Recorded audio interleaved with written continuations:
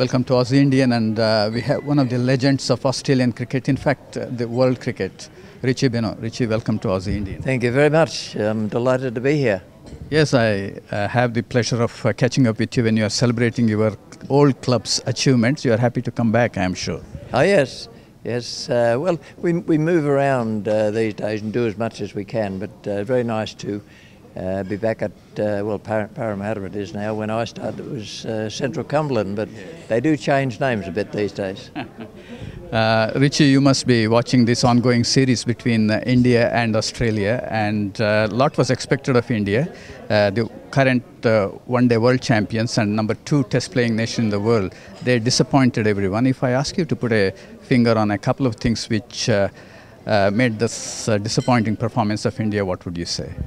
I thought the bowlers should have bowled better than they did. That was the problem. Teams were getting away from them, the opposition teams getting away from them with the bat.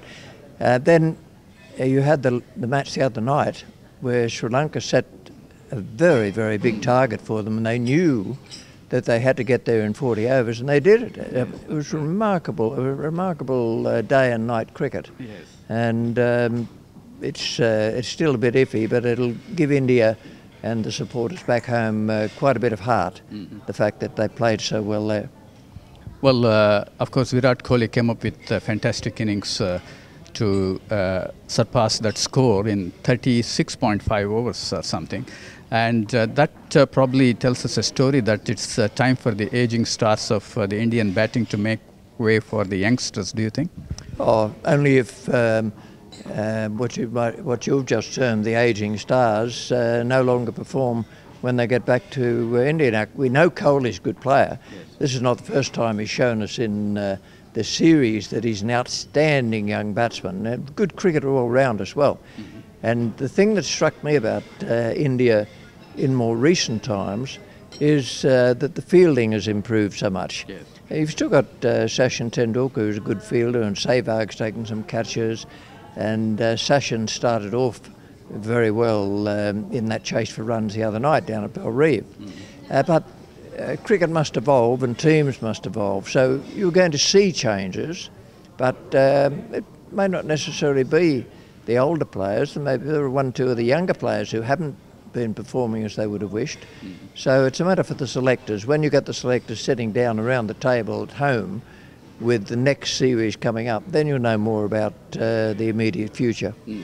Well, some of the experts in India are saying that the likes of Rohit Sharma or Suresh Raina shouldn't be sitting on the bench and watching, and they should be playing in place of some of these players like Dravid or Lakshman. What's your opinion on that? Which experts are you talking about?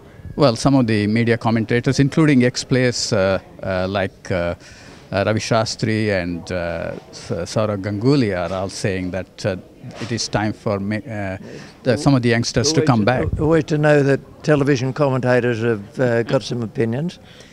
You'll find there'll be changes in the Indian side, but I think it'd be far too premature to say who's going to go out and who's going to come in, because it will depend on performances once they start playing again back in their own conditions. Yes. I was wondering why these conditions, the home conditions, give such a big advantage. Like, for example, when India toured England, they lost 4-0 the one-day series, and England came back to India, they beat them 4-0. The home conditions seem to make such a big difference. What's your opinion on that? Well, when Australia go to England, it's a big task for new players, younger players, to get adjusted to the pitches. When I first went over there in 1953, the pitches were different then because they were uncovered. And you had a situation where the ball wouldn't come onto the batter. I remember batting with Miller in the first match at Worcester, and I was playing back to a lot of things. He came down and he said, "Son, when you're in England, on these pitches, you play forward, and don't forget it." And conditions are different everywhere. Now, in Australia this year, the pitches have had a little bit more life in them. They've been rock hard, but a little bit more grass left on. And you've got the situation where you're using 2 balls instead of only 1, which goes grey and soft towards the end. So I think all those things come into an evaluation of the way batsmen and bowlers have performed. Well, coming to the commercialization of cricket through tournaments like IPL and even Big Bash here, and of course the cricketers are being paid the fair share of money, but at the same time, has it put the administrators around the world, cricket administrators, under pressure to get those people playing for their country and feel proud wearing the national jersey? It's entirely a matter for a person.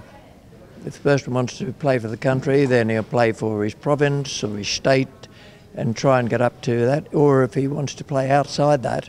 And when you're talking, you're including the Big Bash in Australia with the IPL.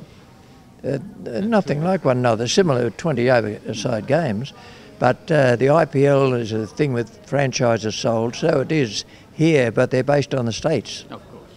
Of course, people like Chris Gayle, for example, one of the top batsmen in the world, doesn't want to play Test cricket or for his country, but he's happy to play in IPL as well as KFC. That's mind-boggling, I thought.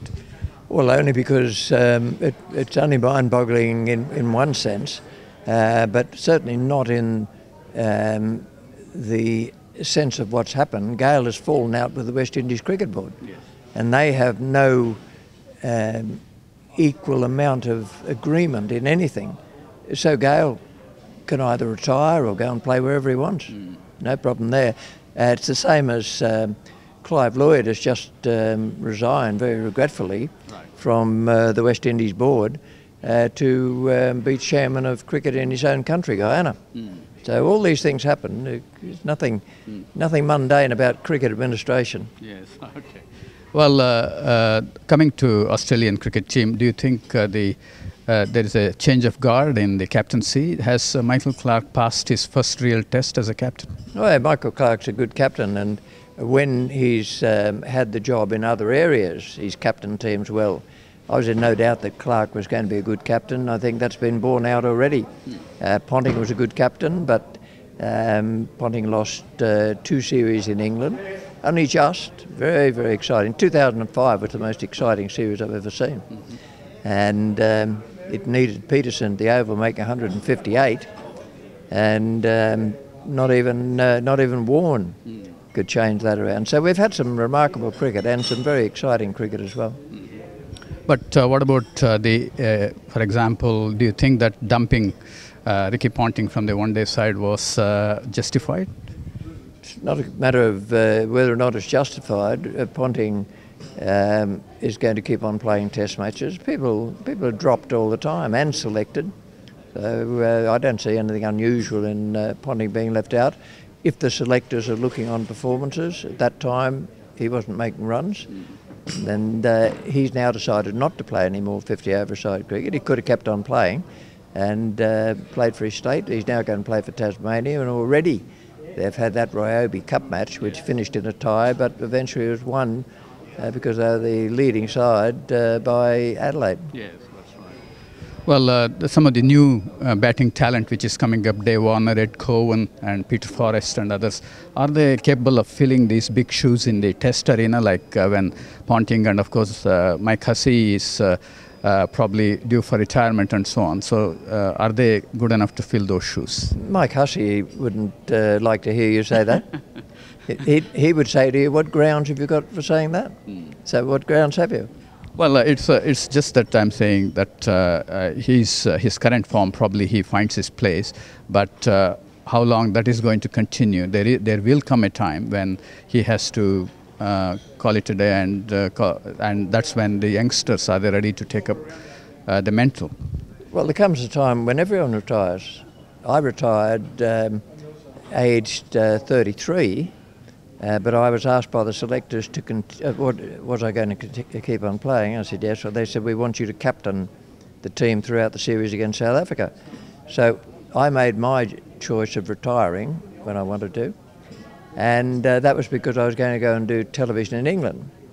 So there's always a reason. Sometimes it's loss of form, sometimes there's something else steps in, a different type of job. So people retire for all sorts of different reasons, sometimes because the selectors put the axe through them. Of course. And do you think that the current Australian batting and bowling is capable of bringing back the Ashes? Impossible to answer a question like that. It's possible they will do it, but you couldn't say it's probable. Yes, of course. Well, you have looked at the likes of Graham Pattison, Cummins, the new breed of pace bowlers who are coming in. Would they match the likes of Broad and Anderson on the English side? Well, we've got no idea at the moment because both are injured. Yes. Pattinson's come back, but Cummins is injured again. It's a continuation of the foot problem he had that kept him out.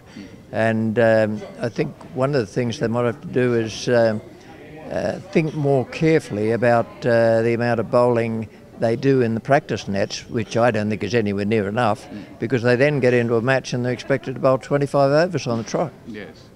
Well, and also I was wondering, what do you think of Shane Watson, because he has been asked to open, go middle order and bowl. Should he be concentrating on batting middle order and bowling a few overs in the middle? He's a good bowler. Yeah. Good bowler, swings the ball both ways. He's not as fit as he could be because of this hamstring problem, a bit of a back problem. But he's a terrific cricketer. Richie, thanks very much for talking to Aussie Indian. Good. Nice to talk to you. I'm really grateful for it. Thank you, cameraman. Thank you very much.